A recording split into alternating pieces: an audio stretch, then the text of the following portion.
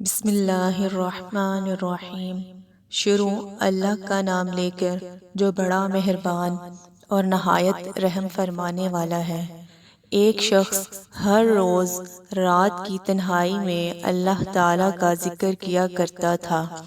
اس کام میں اس نے کبھی ناغہ نہ کیا تھا۔ ایک دن شیطان نے اس کے دل میں وسوسہ ڈالا کہ اے شخص، تو ہر روز رات کو اللہ اللہ کرتا ہے اور ایک مدت گزر گئی اس کام کو کرتے ہوئے، لیکن کیا کبھی ایک بار بھی اللہ تعالیٰ کی بارگاہ سے جواب میں لبیک ہوئی ہے؟ تو کس عاجزی اور انکساری سے اللہ کی ضربیں لگاتا ہے، لیکن بارگاہ خداوندی سے تجھے ایک جواب تک نہیں آیا۔ اس شخص کے دل میں اس خیال کا آنا تھا کہ وہ پریشان ہو گیا اور شکستہ خاطر ہو کر لیٹ گیا۔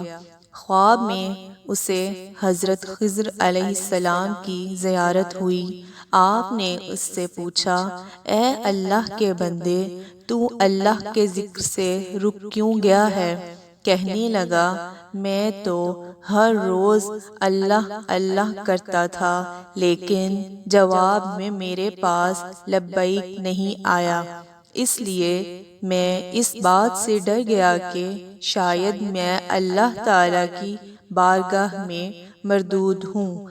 حضرت خضر علیہ السلام نے فرمایا، اے شخص، اللہ پاک نے مجھ سے فرمایا کہ جا میرے اس بندے سے کہہ دو کہ تیرا اللہ اللہ کہنا میرے ہی کرم کی وجہ سے ہے۔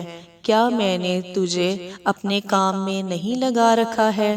تیری طلب تڑپ کی مجھے سب پتہ ہے۔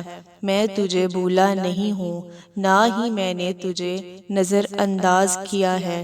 تیری ہر پکار پر اور ہر بار اللہ کہنے پر میں تجھے 1000 بار لبیک لبیک کہتا ہوں۔